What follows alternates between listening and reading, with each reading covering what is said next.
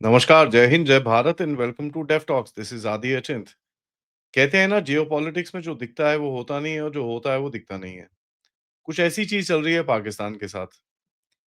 देखते हैं अभी आपको दिखा होगा कि भई आसिम मुनीर 3 बारी व्हाइट हाउस में गया, 1 बारी लंच खाया, शहबाज शरीफ भी था, सब कुछ मतलब एकदम बढ़िया हैंकी-पैंकी चल रहा है। कई लोग तो इतने बड़े-बड़े स्टेटमेंट्स लिखने शुरू हो चुके हैं कि साहब भारत की जो डिप्लोमेसी है उसको पाकिस्तान से सीखना चाहिए, किस तरह अपनी पोज़ीशन को लेवरेज किया जाए। पोजीशन को लेवरेज किया जाए। बेसिकली उल्टा घूम के झुकने को पोजीशन को लेवरेज बोलना शुरू हो गए हैं आजकल, मुझे पता नहीं था। बट ये चीज़ मैंने बहुत टाइम से बोल रहा हूँ कि साहब पाकिस्तान को कुछ चीज़ें तो मिली हैं, लेकिन बहुत सारी चीज़ें उसकी जाने वाली हैं। पाकिस्तान ने काफ़ी कोशिश करी, पसनी का पोर्ट ले लीजिए सर, आप हमको बस रेलवे लाइन दे दीजिए सर, $500 मिलियन का एक कॉन्ट्रैक्ट कर लिया ट्रम्प की कंपनी के साथ। ट्रम्प का क्रिप्टो तक बना दिया अपने देश में, अपने देशवासियों से पैसे लेके अब ट्रम्प को देंगे ये। डायरेक्टली यूएस को नहीं, ट्रम्प के अकाउंट में जाएगा, करीब-करीब $300 मिलियन पर साल का, क्योंकि लोगों के जो पैसे आएँगे वो ट्रम्प बैक्ड स्टेबल कॉइन में आएँगे। ये एग्रीमेंट साइन कर लिया, सब कुछ कर लिया साहब। लेकिन फिर भी ऐसा है कि भई ट्रम्प है कि मानता नहीं, ट्रम्प है कि जानता नहीं, ट्रम्प है कि समझता नहीं है। कल परसों में एक खबर आई जो मैंने आपके साथ भी कवर करा, जो मैंने बताया कि भई ये कुछ F-16s के लिए मिसाइल-विसाइल कर रहे हैं और कोई इतना मतलब ठीक है, it's a new type of missile, थोड़ा-सा उसकी रेंज-वेंज ज़्यादा थी, उससे ज़्यादा ऑपरेशनली मैंने उस टाइम पे भी बोला था इतना कोई फ़र्क पड़ेगा नहीं। चलिए, वो तो बात अलग थी। 10 तारीख को अक्टूबर 10th यूएस का एक नोटिफ़िकेशन आता है जो कहता है कि साहब ये जो एम 120 जो मिसाइल्स है, ये बेसिकली रूटीन सस्टेनमेंट है। इसके अंदर कोई एक्स्ट्रा कैपेबिलिटी इंक्रीज़ नहीं है और स्पेसिफिकली बोलता है कि साहब कोई भी अपग्रेड नहीं है। इसके अंदर जो पाकिस्तान की करंट कैपेबिलिटी है, उसको कैसे मेंटेन किया जाए, बस उसकी बात है। ये होता क्या है? ये होता है कि देखिए क्या होता है ना मिसाइल्स के अंदर ये दीज़ हैव शेल्फ लाइव्स। तो स्पेयर पार्ट चाहिए होते हैं आपको, उनके टारगेटिंग सिस्टम्स में कभी कोई खराबी आ जाती है। Basic spares for these things. और ये हाई टेक्नोलॉजी वेपन्स हैं, तो इसके अंदर काफ़ी सारे जो चीज़ों के लाइफ साइकल्स खत्म हो जाते हैं। प्लस मिसाइल्स की अपनी लाइफ साइकिल वैसे भी खत्म हो जाती है। सो इट्स बेसिकली टू मतलब आप अभी वो 2027 में खत्म हो रहा है, आपने उसको एनहांस तक 2030 तक कर दिया, ताकि 2030 के बाद देखेंगे क्या करना है सॉर्ट ऑफ थिंग। तो ये चीज़ पाकिस्तान के साथ पहले 3 बारी हो चुकी है जब these life cycles have been enhanced of these missiles and इसके अंदर कोई बड़ा वो मतलब it's not a capability upgrade but अगर वो मिसाइल 100 किलोमीटर पे ट्रैक करके F-16 में चिपक F-16 में लगा के काम कर सकते हैं, वो अभी भी वो वैसे ही करेगी till a little couple of years extra. Pakistani media ने तो भैया बड़ा हमने इसको एनालाइज़ करा, हमने बोला यार ऐसा कुछ नहीं है। पाकिस्तानी मीडिया तो भैया डांस करना शुरू हो गई थी। पाकिस्तानी लोग भी डांस करना, अब आएगा राफ़ेल, अब हम देखेंगे। बड़ी सारी चीज़ें बोली गई। अब कोई कुछ बोलेगा नहीं। बेसिकली अब ये भी जो भी अपग्रेड होने वाला है और ये भी जो अपग्रेड क्या जो सस्टेनमेंट है, वो भी 1 डेढ़ 2 साल के अंदर होगा। It's not that immediate thing. दूसरा देखिए जहाँ पर इन्होंने ट्रम्प बड़ा थोड़ा-सा अपसेट है शहबाज शरीफ के साथ और आसिम मुनीर के साथ। हुआ क्या? ये सब बैठे मुस्लिम लीडर्स की कॉन्फ्रेंस में, वहाँ पर ट्रम्प को yes sir, 3 bags full sir बोल के गाज़ा के डॉक्यूमेंट में साइन-सून करके आ गए। उसके बाद ट्रम्प ने ट्वीट करा, टप्पू ने ट्वीट करा और शहबाज शरीफ ने ओह! ब्लडी हेल एकदम बढ़िया, एकदम मस्त, हम भी सपोर्ट करते हैं। बिना सोचे-समझे बोल दिया। घर में लोगों ने आके सवाल पूछा, "भाई भाई साहब, आपने तो ये गाज़ा बेच दिया यहूदियों को, ये क्या करके आए हो?" अब उसका कोई जवाब नहीं है, क्या बोलेंगे? तो फिर आके बोलते हैं, "भैया not our document." And to a point अब अगर आप देखेंगे व्हाइट हाउस का जो नैरेटिव है, ट्रम्प का जो अपना नैरेटिव है, वो काफ़ी टाइम से ओह! बाय द वे ट्रम्प ने तो अपना वो कितना किसकी वो आर्मी की स्पीच में या किसी के वो आर्मी जनरल्स की स्पीच में या किसी स्पीच में ये भी बोल दिया था कि भई ये देखो इंडिया पाकिस्तान के बीच में इन्होंने मिलियंस ऑफ लाइफ बचा दिया, अभी देखो गाज़ा में हम करने वाले हैं, we are in full support ये वो उसने पूरा ये चीज़ बता दी थी कि भई पाकिस्तान के प्रधानमंत्री, ठीक है? जो कटोरा छाप शहबाज शरीफ ने ये चीज़ बोल दी थी। बाद में आके बोलते हैं भैया ये तो डॉक्यूमेंट ही हमारा नहीं है। इसके अंदर कोई भी पाकिस्तानी प्रपोज़ल जो हमने डाले थे, वो हमने टेक्निकल प्रपोज़ल्स थे हमारे for the betterment of people of Gaza, they have not been included, ये वो कर-कुरा के अब रो रहे हैं। टू अ पॉइंट ट्रम्प ने इनको एक्नॉलेज करना बंद कर दिया कि भैया इनका भी था कुछ रोल। बोलता है सऊदी अरेबिया बोलता है, टर्की बोलता है, इजिप्ट बोलता है, कतर बोलता है और बोलता है बाकी बस अदर मुस्लिम कंट्रीज़। उसने पहले जो एकदम मतलब एकदम फुल ऑफ प्रेज़ था, वो बंद कर दिया है। So that is pretty interesting. अब मैं आपको 2-3 जगह और बताता हूँ जहाँ पर इनका थोड़े डिसएग्रीमेंट शुरू हो चुके हैं, ठीक है? ये उठा के फेंक रहे हैं अफ़गान रेफ्यूजीज़ को, ठीक है? यूएस ने इनको बोला है यार अफ़गान रेफ्यूजीज़ के अंदर यूएस सेटलमेंट का गेम है, जहाँ पर हमको इनको लेके जाना है तो पेपर वर्क प्रोसेस वोसेस करना पड़ता है, थोड़ा टाइम लगता है। ये कहते हैं ना जी हम फेंक रहे हैं इनको वापस। Now those are lot of people who worked with the Americans. तो अमेरिका में अभी थोड़ी इसके पीछे थोड़ी जो जो स्पेशली इनकी वेटरन कम्युनिटी है, जो बेसिकली इनको लेके आना चाहती है वहाँ से अफ़गानिस्तान से निकाल के कुछ लोगों को, वहाँ पे बड़ी प्रॉब्लम हो रही है कि यार ये क्या कर रहे हैं? So there is of course back end पे काफ़ी थोड़ा चिल्लम-चिल्ली शुरू हो चुकी है। ईरान के ऊपर जो अमेरिका ने सैंक्शंस लगाए हैं that greatly affect Pakistan.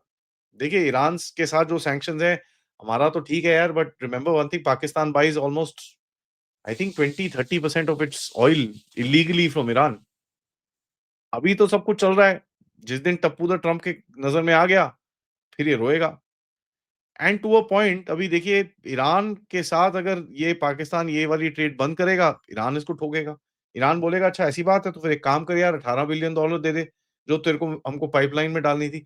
Basically देखिए बोलते हैं ना दूसरों के अखाड़े के अंदर अपना मुँह नहीं डालना चाहिए। दूसरों के फड्डों में अपनी नाक नहीं गुज़ारनी चाहिए, ये पाकिस्तान को समझना चाहिए। बट पाकिस्तान समझता नहीं है, जाके हर किसी के फड्डे में घुसने की शुरू करी है। तो ये जो स्नैपबैक सैंक्शंस हैं और अभी तक तो कोई वेवर-शेवर तो है नहीं, तो ये जाके अभी रोएँगे अमेरिका के पास, "सर जी प्लीज़ सैंक्शन मत लगाना, हम बड़ी इस साइड से वो तेल लेते हैं।" क्योंकि तेल का जितना प्रॉफिट आता है, वो तो पाकिस्तानी आर्मी को आता है। Can the army survive without that? That's very interesting to find. दूसरा पिछले हफ्ते में अक्टूबर 2 तारीख को मेरे हिसाब से, फेडरल रजिस्टर जो है इनका जो नोटिसेज़ होते हैं उसके अंदर जहाँ पर स्टेट एमडी सैंक्शंस और ये सब चीज़ों के बारे में बात करी जाती है। इनके कांग्रेस में डिस्कशन हुई इसके बारे में वो बोला गया कि साहब इसमें कौन-कौन है और पाकिस्तान का नाम फिर से वहाँ पर आ गया। कौन-सा जो ये बड़ी-बड़ी वो मिसाइल बनाते हैं ना बड़ी वाली मिसाइल मिसाइल तो वो उसका नाम आपको पता ही था कि भई जो बाइडेन के टाइम पे भी लगा हुआ था एंड इसका नाम वापस अभी डिस्कशन में आ गया है कि उसको भी बोला जा रहा है बैक एंड पे कि आप ये मिसाइल प्रोग्राम जो है इसको ज़रा बंद करिए। ये चलेगा नहीं। You can't be bloody doing this. ये तो मिसाइल प्रोग्राम हमारी तरफ टारगेटेड है। मैं मिसाइल क्यों बोल रहा हूँ because that's how they see it. But अगर आप इस चीज़ को थोड़ा-सा देखें कि there is it's not that they have a very clean run and ये जो गाज़ा का इश्यू है, आप देखिए इसके इसके साथ में there are huge number of issues क्योंकि अब आप देखो इस्लामाबाद में इन लोगों ने रात से बत्ती क्या इंटरनेट बंद कर रखा है। क्यों? क्योंकि जो साद रिज़वी के लोग हैं टीएलपी के उन्होंने बोला है कि साहब हम आके आपकी घंटी बजाएँगे वहाँ पर। अब उसके डर से इन्होंने इंटरनेट ही बंद कर दिया कि भई इंटरनेट बंद रहेगा, यहाँ पर जो भी हंगामा होगा, गोली-वोली चलाएँगे वो सब बाहर नहीं निकलेगा। जो होगा बाद में देखेंगे 2-3 दिन के बाद खोलेंगे तब देखेंगे। ये इनका कैपिटल सिटी है। ठीक है जी? So these guys have overstepped not in one place, 2 places, they have overstepped in multiple places. अब इसी बीच उठ के आगे इसने अब बोलते हैं ना अटेंशन डाइवर्ट करनी है, भारत के साथ कुछ अटैक करेगा तो बहुत बुरी तरह रोएगा।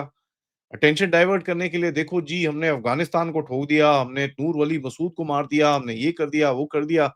वो भी नहीं मैंने सुबह जैसे पति के से बात करी कि वो भी ढंग से नहीं हुआ। So the point is these guys are desperate, they're trying to shake attention क्योंकि ये लोग फँस चुके हैं। ठीक है? एंड धीरे-धीरे देखिए ट्रम्प जितना मर्ज़ी सपोर्ट कर ले, at the end of it US system जो है, they know Pakistan better than Trump does. Trump को वो पैसे-पूसे कमाने देंगे, उसके अंदर कोई प्रॉब्लम नहीं है और कोई बीच में एक आधा कांग्रेसमैन कोई बोल-वूल देगा, थोड़ी-सी एम्बैरेसमेंट होगी but nothing much will happen because everybody makes money there and that's how the game works. Having said that the issue will be actual जो ऑफिशियल इनकी इनकी सस्टेनेंस है, ऑफिशियली जो इनकी रिलेशनशिप है, इसके अंदर थोड़े-थोड़े इश्यूज़ आने शुरू हो जाएँगे। देखिए, आई मस्ट टेल यू जो मैक्सिमम प्रेशर ऑन ईरान की जो पॉलिसी है, ये अभी काम में आने वाली है एंड ईरान के प्रेशर के टाइम पे ईरान विल स्टार्ट रिएक्टिंग। तो यहाँ पर देखिए सऊदी अरेबिया के अंदर जब इनके ट्रूप्स जाने वाले हैं, वो किसके साथ लड़ेंगे? Iranian backed Houthis. Yeah, Iran will be very friendly with Pakistan going forward. So there's going to be chaos within Pakistan. They have overstepped, overslept, and oversold themselves. अब बोलते हैं ना पिछवाड़ा बेचो तो ध्यान से बेचो। वैसे तो बेचना नहीं चाहिए, लेकिन पाकिस्तान का favourite sport is what? Selling their back sides. अब उन्होंने बेच दिया है and this is now going to become a problem for them. देखिए, बहुत सारी एक तो ना पाकिस्तान के अंदर से एम्प्लीफिकेशन आती है कि भाई ओ जी ये देखो जी we are this we are that, and हमारे भी काफी लोग उसमें फंस जाते हैं टू काइंड ऑफ थिंक पता नहीं क्या हो जाएगा। अभी America, somebody the other day was saying, अगर अमेरिका आ जाएगा बूट्स ऑन द ग्राउंड लेके पाकिस्तान में भारत के अगेंस्ट तो क्या होगा? ओ यार, अमेरिका को अपने जो सड़क है उसके ऊपर वहां पर जो बंदे कूद रहे हैं ना ऊपर से नीचे, वो अंटीफा वंटीफा, वो भी उनको पकड़ने का टाइम नहीं है अभी। तो वो पाकिस्तान क्या खाक आएगा? And let me just tell you, American population के अंदर इस टाइम पे द द अभी तक तो पाकिस्तान को टॉलरेट किया जा रहा है। एक कुछ हो गया और वो होने वाला है बड़ा सून। आप सबको पता है क्यों मैं बोल रहा हूँ, क्यों क्या बोल रहा हूँ। जैसे ही कुछ गड़बड़ होती है एंड पाकिस्तान के ऊपर रोल रिवर्सल आता है, फिर आप देखिएगा मजा। Because the entire game will then change. And देखिए, पाकिस्तान की एक यूटिलिटी है, ओके? पाकिस्तान की इस टाइम पे यूटिलिटी क्या है? ईरान की, ठीक है? लेट अस से ईरान कुछ डील-डूल कर ले उनके साथ, फिर? लेट अस से ईरान का उनका झगड़ा-वगड़ा हो गया, उसके बाद मतलब गेम ही खत्म हो गई। फिर?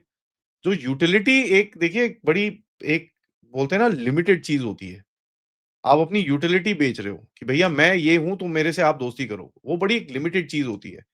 उसके लिए डोनाल्ड ट्रम्प है, वो तो अभी कल नेक्स्ट ईयर तक उसका मिड टर्म हो जाएगा। मिड टर्म में अगर उसकी हवा फुस हुई, फिर कहाँ जाना है इन्होंने? सो देयर आर, मैं काफ़ी टाइम से बोल रहा हूँ कि ये this was a short term, बोलते हैं ना वो एक आजकल वो क्या है वो क्या बोलते हैं वो एक, मेरे हिसाब से क्या एग्रीमेंट करके इन लोगों ने शादी करी है कि भैया इतने टाइम तक रहेगी बस, और उसके आगे नहीं रहेगी। और उसमें इनको थोड़ा हनीमून पीरियड भी मिल गया और थोड़े इधर-उधर 4 पैसे भी मिल गए, और लेकिन बड़े-बड़े शेर। अब इनको पता नहीं चल रहा कि भई अब भारत के साथ बोलते हैं जंग होने वाली है, लेकिन अटैक करते हैं अफ़गानिस्तान पे। So they are gonna be in deep deep crisis and American pressure इनके ऊपर अभी बढ़ना शुरू होगा। ऑन दैट नोट, वीडियो को लाइक करिए, सब्सक्राइब करिए and share this with your friends and families, and आप लोग इस चैनल की तरफ कंट्रीब्यूट भी कर सकते हैं, क्यूआर कोड या फिर पेपैल या फिर सुपर स्टिकर, सुपर चैट्स। नमस्कार, जय हिंद, जय भारत।